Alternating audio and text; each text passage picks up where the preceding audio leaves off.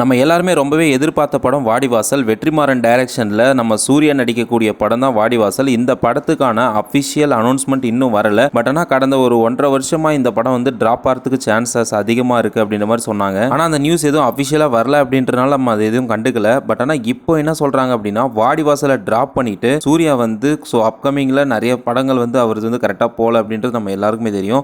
கங்குவாக்காக கடந்த ஒரு 2 வருஷமாக அவர் பாடுபட்டார். வாடிவாசல் எடுத்தாங்கன்னா இதுவும் கிட்டத்தட்ட ஒரு 1.5 வருஷம் 2 வருஷம் ஷூட்டிங். இந்த மாதிரி நிலைமையில நான் அதை வந்து டைம் வேஸ்ட் பண்ண விரும்பல. மேக்ஸிமம் 3 மாதம் 4 மாதம் இந்த மாதிரி ஒரு டூரேஷனில் ஒவ்வொரு படம் முடிக்கிற மாதிரி படத்தை மட்டும் கமிட் பண்ணிட்டு இருக்காரு நம்ம சூர்யா. லக்கி பாஸ்கர் படத்தை எடுத்த டைரக்டரோட இப்போ சூர்யாவோட போர்ஷன்ஸ் அடுத்த படத்துக்கு ஒரு அளவுக்கு மொத்தமாக முடிஞ்சிருச்சு.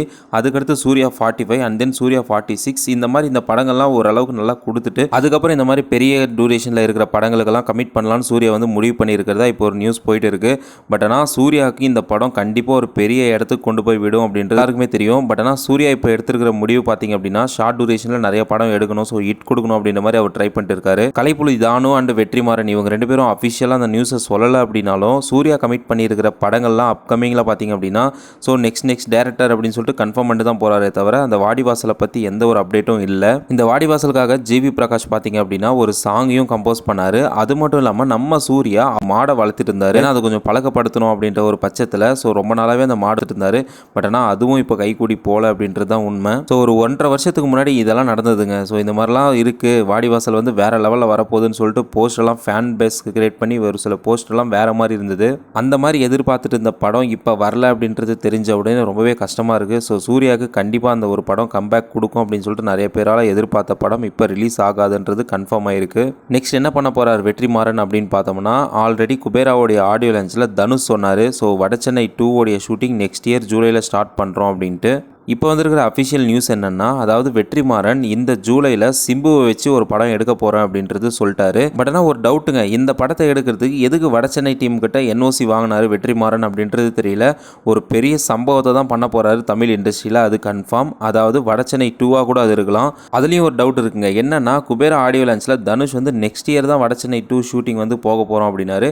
பட் இப்போ வந்து வடச்சென்னை படத்துடைய என்ஓசி வெற்றிமாறன் வாங்குறதுக்கும் சிம்புவோட சேர்ந்து படத்தை பண்ணுறதுக்கும் என்ன ரீசனாக இருக்கும் அப்படின்றது தெரியல. ஆஸ் பர் அவருடைய கெஸ் என்னன்னா ராஜன் போர்ஷனுக்கு முன்னாடி இருக்கிற போர்ஷன்ஸை தான் இவங்க எடுப்பாங்க. அதாவது வடச்சென்னையில் நம்ம எல்லாருக்குமே தெரியும் ராஜன் கேரக்டர் நின்று பேசிச்சு. அந்த கேரக்டருக்கு முன்னாடி தான் சிம்புவோடைய கேரக்டர் வந்து ரோல் பண்ண போகிறாங்க இந்த படத்தில். இது வடச்சென்னை 2 இல்லை அப்படின்னாலும் இன்னொரு நேமில் அந்த படம் வரதுக்கான சான்சஸ் அதிகமாக இருக்குது. ஆக்சுவலாக வடச்சென்னையே பார்த்தீங்க அப்படின்னா சிம்புக்கு தான் வர வேண்டியது. பொல்லாதவன் பட ஷூட்டிங்கில் தனுஷ் இருக்கும்போது சிம்பு கிட்ட இதை பற்றி நரேட் பண்ணியிருக்காங்க. அதுக்கப்புறம் சிம்பு வராமல் ஆடுகளம் படத்தையே தனுஷ் முடிச்சிட்டாரு. இப்போ வரைக்குமே சிம்பு வந்து கமிட் கொடுக்கல அப்படின்ற பட்சத்தில் நம்ம தனுஷை வச்சு வெற்றிமாறன் வடச்சென்னை எடுத்துட்டாரு. பட் இருந்தாலும் பரவாயில்லைங்க, இப்போ ராஜன் கேரக்டர் அந்த படத்தில் நின்று பேசிச்சு. அதுக்கு பேக்ரவுண்டில் நடக்கிற ஸ்டோரி வந்து சிம்பு வச்சு அப்படின்னா அது நினச்சி கூட பார்க்க முடியாத ஒரு யூனிவர்ஸ் தான் கிரியேட் பண்ணோம் அப்படின்றது நம்ம எல்லாருக்குமே தெரியும். சேம் இதே மாதிரி தான் ராஜன் கேரக்டர் வந்து விஜய் சேதுபதி ப்ளே பண்ணுற மாதிரி இருந்தது. பட் அவருக்கும் கொஞ்சம் கமிட்மெண்ட் வந்து கிடைக்கல அப்படின்றனால ராஜன் ப்ளே பண்ணாரு. பட் ஆனால் என்னங்க, விஜய் சேதுபதி பண்ணியிருந்தா கூட அந்த அளவுக்கு அந்த கேரக்டர் வந்து ஃபுல்ஃபில் பண்ணியிருக்க முடியுமா அப்படின்றது தெரியல. ராஜன் கேரக்டர் வேற லெவலில் பண்ணிட்டாரு. ஓப்பனாக சொல்லணும்னா தனுஷை விட வடச்சென்னையில் ராஜன் கேரக்டர் தாங்க நின்று பேசிச்சு. வடச்சென்னையில் ராஜன் வந்து இறந்துட்டாரு அப்படின்னதுக்கு அப்புறமா பார்த்தீங்க அப்படின்னா அந்த படத்து மேலே இருந்த சுவாரஸ்யம் கொஞ்சம் கொஞ்சமாக கம்மியாயிட்டு வந்துச்சு. போக போக பார்த்தீங்க அப்படின்னா தனுஷ் வந்து கையில் எடுத்துட்டார் அந்த படத்தை. கிளைமேக்ஸ் எல்லாம் வேற லெவல், ஆண்ட்ரியோட ஆக்ஷன்லாம் வேற மாதிரி இருக்கும். அந்த லீடோட முடிச்சிருக்கிறதுனால வடச்சென்னை 2க்கு வந்து எதிர்பார்ப்பு வேற மாதிரி இருக்கு. அது எப்படிங்க ராஜன் கேரக்டருக்கு முன்னாடி இருக்கிற படத்தை எப்படி காமிப்பாங்க சிம்பு வச்சுன்னு சொல்றீங்களா? அதாவது நம்ம வந்து இந்த வடச்சென்னையில் ராஜனை பார்க்கும்போது அந்த ஏரியாவில் ஒரு கேங்ஸ்டராக இருப்பார். அப்போ தான் ஆண்ட்ரியாவை லவ் பண்ணிட்டு மேரேஜ் பண்ணுவாங்க. பட் ஆனால் இவர் எப்படி அந்த மாதிரி ஆனார், இதுக்கு பின்னாடி என்ன நடந்தது, லைக் வந்து ராஜனோட அப்பாவோட டீமில் இருக்கிற மாதிரி ஏதாவது சிம்புவை காமிக்கிறாங்களா அப்படின்றது தெரியல.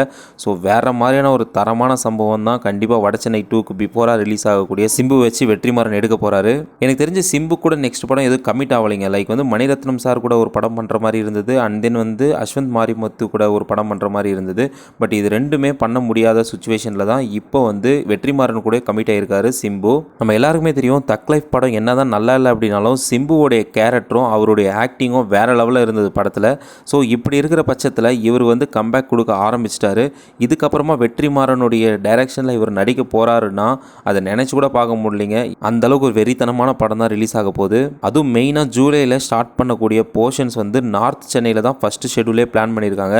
அப்போ கண்டிப்பாக இது வடச்சென்னை யூனிவர்ஸில் வர்றது கன்ஃபார்ம்ங்க. கண்டிப்பாக கண்டிப்பாக இப்போ நினச்சி பார்த்தா கூட அந்த யூனிவர்ஸ் எந்த மாதிரி கிரியேட் ஆகுது, எப்படி வெற்றிமாறன் டைரக்ட் பண்ண போகிறாரு, எப்படி யோசிப்பார் அப்படின்றது தெரியல. எந்த படத்தையும் நம்ம பார்ட் 2 எடுக்கும்போது அந்தளவுக்கு கிளிக் ஆகாது. பட் ஆனால் விடுதலையும் விடுதலை 2வும் சேம் அதே மாதிரி தான் கிளிக் ஆகாமல் போச்சு. விடுதலை வந்து நல்லா இருந்தது. விடுதலை 2க்கான எதிர்பார்ப்பு அதிகமாக இருந்துச்சு. பட் ஆனால் விடுதலை 2ல் வெறும் டயலாகே வச்சு ரொம்பவே கழுத்தறுத்துட்டாங்கன்னு தான் சொல்லணும். அதே மாதிரி வடச்சென்னையில் வர ராஜன் கேரக்டருக்கு பிஃபோராக நடக்கக்கூடிய கதையை சிம்பு வச்சு எக்ஸ்பிளைன் பண்ணுறேன்னு சொல்லிட்டு ஏதாவது பண்ணி விட்டார்னா தாறுமாறாக ரொம்பவே ஃபெயிலியர் ஆகிடும் அந்த படம். அந்த மாதிரிலாம் எதுவுமே பண்ணாமல் வெற்றிமாறன் சிம்புவை வச்சு ஒரு தரமான படத்தை கொடுத்தாரு அப்படின்னா சிம்புக்கும் கம்பேக் கொடுத்த மாதிரி இருக்கும்.